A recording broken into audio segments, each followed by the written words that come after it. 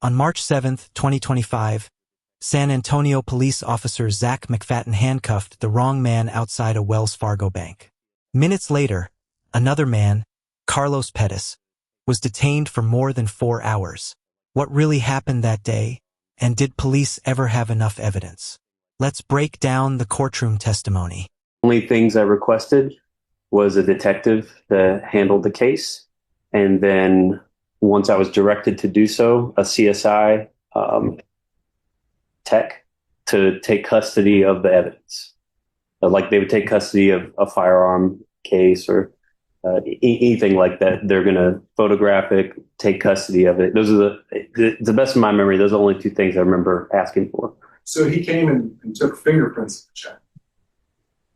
I don't. I remember him documenting the check, and I remember him taking custody of it. Well, that was the reason he was mad at you for not wearing gloves, because you were painting the check.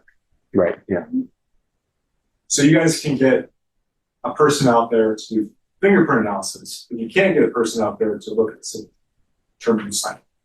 To do signature analysis? Right. I don't know all the capabilities of our investigators or CSIs when it comes to checks.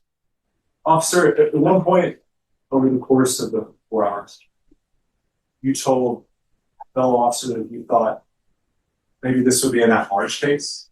Yes. What is an at-large case? An at-large case would be if we have some form of an offense, but maybe not enough evidence to make an arrest. And so we would leave room for a follow-up unit to do more investigation to determine if they're going to file a warrant for the arrest of the individual. But the report would still be written as though the person is the suspect, and then allow units to do a follow-up investigation. And sometimes you don't arrest people at the scene. You do an at-large case, right? Right, yes. And so in that situation, you maybe wouldn't have arrested Carlos, and you would have done more investigation and then determined if there was enough evidence to proceed on the case.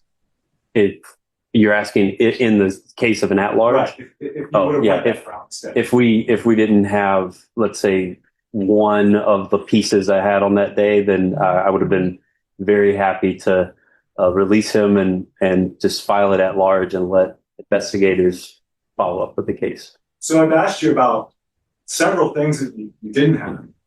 Wouldn't this case would have made more sense to be an at-large case so you could have further investigated it? I don't do any follow-up investigation on cases like this. I'm not an investigator. I'm just an officer. So your testimony is basically the reason it took over 4 hours to just make a decision on whether to arrest my client for the charge is because of SAPD's work schedule, essentially. It sounds about right, yeah. That's not really fair, right? Currently employed? Work for the San Antonio Police Department. How long have you been employed with San Antonio Police Department? 2 years. What have been your duties over the past 2 years? Patrol. I work patrol on the south side. What general duties are involved when you are on patrol? We respond to calls for service that come into 911, which could be anything from a noise complaint up to a shooting. And you stated you're assigned to the south side, was that correct? Yes, ma'am. What shift are you currently working? B shift. What are the hours of B shift? 1:30 in the afternoon till 9:30 at night. Are you a certified peace officer? Yes. What education is required to become a certified peace officer? You have to go through a police academy and pass a TCOL test. What was your position on March 7th, 2025? I was on patrol. Were you on duty on March 7th, 2025? Yes. Are you familiar with the case under SAPD 25045709? Yes. What case is that? That is case we're here for, or a fraud case. Okay, and on March 7th, 2025, were you dispatched to a location regarding this case number? Yes. Do you recall what location you were dispatched to? The Wells Fargo Bank on South Zarzamora. Is that in Bexar County? Yes. Were you the only officer assigned to the call? No. Officer Chavez was my cover officer. Prior to arriving to the scene, do you receive information about a call? Yes. How do you receive that information? We receive it through our city laptop, which is mounted in our vehicle. And whatever information is given to the 911 call taker gets put in text form on our computer screen. Is that information transcribed real time? Yes, as soon as it's put onto our call screen, it shows it's stamped with a timestamp. Okay. So when you arrive to a scene, do you generally have an idea of an individual you may be looking for or need to take attention toward? Most of the time when we're arriving on scene, we have some concept of the nature of the call. Sometimes we have person description, sometimes we don't. So based on your training experience generally, do you find that the information you receive is consistent with what you observe when you arrive? It varies. In what way? The officer explains how the investigation unfolded, describing the evidence he collected and the decisions he made at the scene. As the testimony continues, the defense begins questioning whether there was enough evidence to justify keeping Carlos Pettis in custody. Oftentimes, clothing description is wrong. Someone might say they have a red shirt, blue pants, and we get there in reality they have just the blue pants and something else is off. So oftentimes we will either consensually encounter somebody or detain somebody based off of one article of clothing matching the description given on the call screen. So in this case, did you have a clothing description that you were looking for? Yes. What clothing description were you looking for in this case? They said the suspect was wearing a reflective vest. Okay, a reflective vest. Was there any other descriptors given? I believe it said he was wearing a blue shirt. Okay. So when you arrived to the scene on March 7th, 2025, what did you visually observe? When my partner and I both got there, I observed a Hispanic male, which was the description given, wearing a reflective vest, moving towards a vehicle ready to leave. And then my partner was entering into the bank. Okay, I'm going to stop you there. We're going to break it down. So you observed an individual getting into a vehicle. Do you recall what kind of vehicle? I don't. You don't? Okay. Do you recall what you did when you observed that? Yes, I made contact with the individual and then detained him with handcuffs. Okay, why did you detain him with handcuffs? Because based off of the call that came in, we had reason to believe a crime was being committed. And the specific detail that was most recent was that the individual was getting agitated or aggravated and was trying to leave. Gotta be sustained. Okay, so you detained this individual in cuffs, correct? Yes. Did you develop your investigation more as you were at the scene longer? Yes. Did you only detain one person on March 7th, 2025? I detained one person and my partner detained another person. So the person you detained, did that end? The testimony shifts to the mistaken detention, and the officer admits that he handcuffed the wrong person before identifying Carlos Pettis. The defense questions whether relying only on a clothing description was legally sufficient. Up being the suspect in the fraudulent use or possession ID info case? No. So who was the person you detained? Mr. Pettis. The first person you detained? That I detained? I'm sorry, I misunderstood. Yeah, not Officer Fargo. The person that I detained, I don't remember his name, but he was not the suspect. Okay, and how did you determine he was not the suspect? The caller, the bank teller that called into 911 indicated to my partner. Hearsay? Confrontation. So Sustained with regards to hearsay. once you detained the suspect, what did you do? Once I detained the actual suspect. No, once you detained the person you said you detained at the scene, what did you do? That person only spoke Spanish and I only speak English. So someone that was standing around spoke English and Spanish and translated between the two of us. Once my partner indicated that the guy I had was not the suspect, I released him from custody and explained through Spanish translation why we were there, how he matched the clothing description, and that he was free to leave. So did you take him out of cuffs? Yes, Did you ever apologize to him? I believe so. Yeah. Okay. Are you admitting then to this jury that you made a mistake? Sure. Yeah. Yeah. Have you made mistakes before? Oh, yeah. Okay. I'm very human. What the jury just watched was Officer McFaten explain, in his own words and by McFadden's own testimony, neither man got more than a matching vest and bad luck. So arresting the wrong person, that was embarrassing. Not at all. He wasn't arrested. He was detained. You're human and you made a mistake at your job. Sure. You have a very important job, correct? Yeah, I would say so. When you make a mistake at your job, someone loses their living for some period of time. If I were to arrest the wrong person, then that would be a very big mistake. In this case, someone was just detained with handcuffs. How long between the arrest of the unknown person, how much time passed between the time that you arrested this unnamed person and Carlos? How much time? Very short time from putting the first person in handcuffs, detaining him with cuffs, Yes. to the time that I released him, or to the time that you were detained. How much time? very short period of time. I believe I was detaining the unknown male at the same time or in the same close time period as Alex was detaining Mr. Pettis. And you said both individuals were in yellow work vests. Both individuals were in reflective vests. So Carlos was dressed as his from the job site. Yes, both individuals were dressed that way. Yes. So whenever you had the unnamed person detained, Carlos would have had the opportunity to escape, to leave. I'm sorry, Carlos. Could you just clarify who we're talking about here? Yeah, this is Carlos. Good deal. I just want to make sure. Got it. Yeah, Mr. Pettis. Got it. So the only reason is I've just been referring to him as Mr. Pettis. So Carlos Pettis. So he would have had an opportunity to escape. Yes. But he didn't do that. No. And he actually just stood there and watched all this happen. Right. To the best of my memory, at the time that I was detaining the first person, Mr. Pettis was being escorted out of the building and was detained at that moment.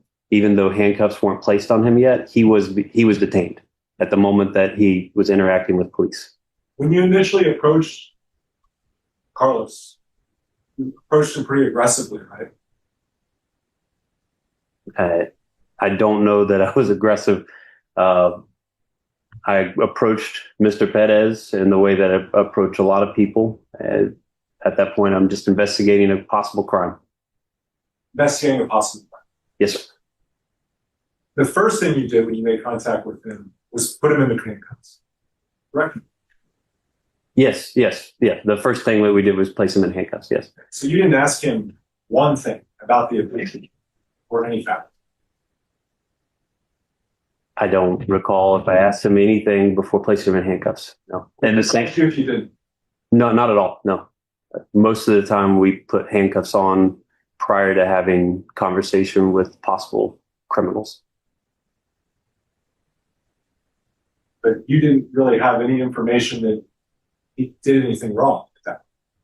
Yes, I did. I had and called the 911 indicating that someone matching his description was trying to pass a fraudulent check and that they were trying to leave the location. But he actually wasn't trying to leave. Was he? At the time that I was interacting with him, no, he wasn't. I was going based off of credible info from the person calling 911. And the person that was trying to leave the location was never actually Carlos. It was the other guy, right? I don't know whether or not Mr. Pettis was trying to leave the location. I was running based off of what the caller was telling the 911 operator. Before you put Mr. Perez Carlos in handcuffs, did you ask to see the surveillance video in the bank? No, not at all. Did you ask to see any bank records? No. So you just completely relied on what you learned from the bank. Again, placing someone in handcuffs is not an arrest. They're just detained, and that's for our safety and for their safety. For your safety and his safety, but he was very compliant, right? Yes, after we put him in handcuffs, he was very compliant. He was compliant before you put him in handcuffs. It appears he was compliant walking out the door to the vehicle, and then he was compliant while we put him in handcuffs. Throughout the entire call, I knew Mr. Pettis to be nothing but compliant. So he was very friendly and polite the whole time. Yes, good guy. And he seemed confused as to what we were doing there and why he was in handcuffs. More about if we're having effective communication. When you had that conversation with him, did you learn about a Luis or Alberto Vasquez? I don't recall. Do those names sound familiar to you at all? Say the name one more time. Luis Vasquez or Alberto Vasquez? I don't recall. So you never heard about gardeners in Mr. Butler's house that had access to the inside of the house and he wrote checks to? That sounds, something like that sounds familiar. Something about gardeners. I don't recall exactly what we talked about on the phone. You didn't write that in your report, mention that in your house? No, I just read the report. No. Don't you think that would have been helpful in the investigation? Objection, speculation. Overruled. Do I think they would have been helpful to list the gardeners' names? Yes. No. You don't? No. So didn't we just kind of get them talking about the fact that they had access to the inside of the house, Mr. Butler?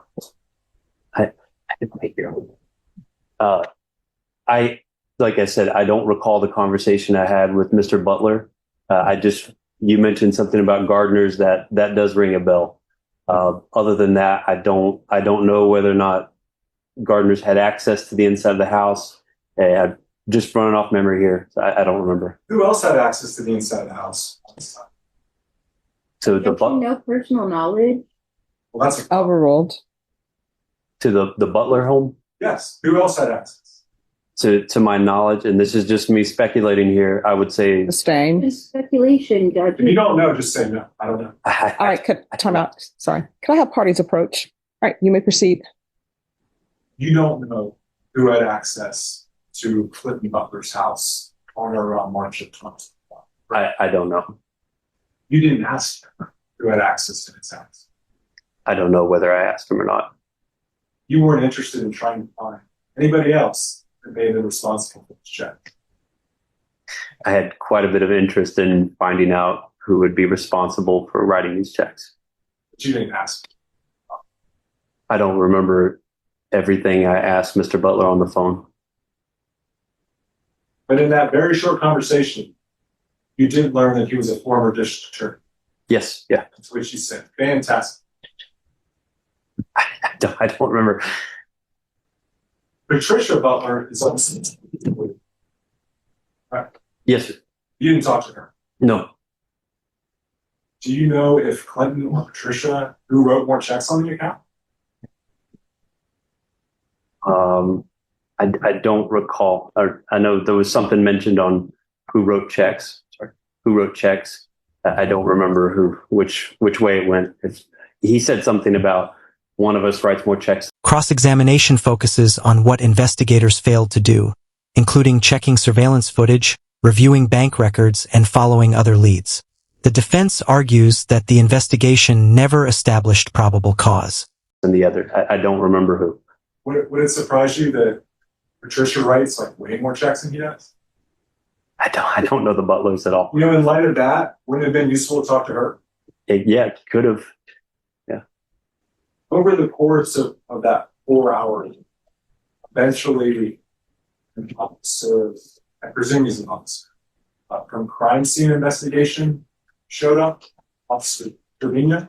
I believe, he's with the CSI unit. I believe he's a civilian, but yes, someone working for the CSI unit showed up. And testified earlier that you weren't wearing gloves. Correct, yes. And whenever the CSI unit person Trevino came, he was not happy that you weren't wearing gloves. He was not. So that was another mistake, right? Yes, very, very human. Either during the 4 hours that you had, let me back. So you could request that CSI guy. Did you ever request someone that could do handwriting analysis to see who signed the check? Who stole the checks from Clinton Butler? Objection relevant. Sustained. Did you look into that guy? So did you look into the previous check that Mr. Perez said that he had cashed? Okay. The check that Mr. Pettis said he cashed. Yeah, he told you that he went Yes. into the bank and the day before that he had Okay. successfully cashed the check. I didn't, by look into it, no, I didn't take custody of any other check. No, I know. Just that I talked to the bank teller, and she had said that he had come in earlier and cashed another check. Right. So that's my question. So the day before, Carlos told you that I went in and cashed a similar check day before, and it was successfully cashed. Yes. Right? Do you remember that? Yes. Yes. Did you? And so that check was successfully cashed. It wasn't held up, and he wasn't arrested. Correct. Did you look into that check? Did you go look at it? Did you look at statements? Did you look at anything about it? No. No problem. Pass notes. Officer on cross, you mentioned that you had, you were referring to pieces. When you refer to that, what pieces do you need when you're investigating a case or a particular case? Pieces of evidence or probable cause to build up to the point of an arrest. Okay. Two offenses, are there elements that meet the statute? Yeah. Objection, lack of personal knowledge, also legal. Overruled. Why did you want to make contact with Mr. Butler? Two reasons. One is the bank employees themselves said they had made contact with him and that he had provided statements to. Objection, hearsay. He's not getting into what was said, so it's not hearsay. All He's right. saying he's making statements to someone without him saying what was said. That's not hearsay. All right. If you'll repeat your question. Why did you want to make contact with Mr. Butler? You want me to answer? Yes, you can answer that. Yes, just because bank employees had spoken with Mr. Butler and Mr. Butler had made statements to the bank employees, and so I wanted to corroborate those statements. Were you able to corroborate those statements? Yes. Regarding the conversation of wearing gloves, if Mr. Pettis brought the check to the bank, wouldn't his prints have been on the check? I would assume so. Okay. During the duration of this call, whose hands did the check pass through, to your knowledge? To my knowledge, just based off the call details, Mr. Pettis's, to bank employees, to my hands, and then to the gloved hands of the CSI. I pass the witness, Your Honor. Further questions? There was eventually a detective assigned to this case, Yes. and it was Detective Wola. Yes. Yes. Any other questions? No further questions, Your Honor. All right. Is this witness excused? Yes. All right. You may step down. Other rulers have been invoked, so you're not allowed to discuss your testimony with anyone until the conclusion of the case. The case ends with an important constitutional question. When does a temporary detention become an unlawful arrest? The jury must decide, but the testimony leaves serious questions about police procedure and the limits of the Fourth Amendment.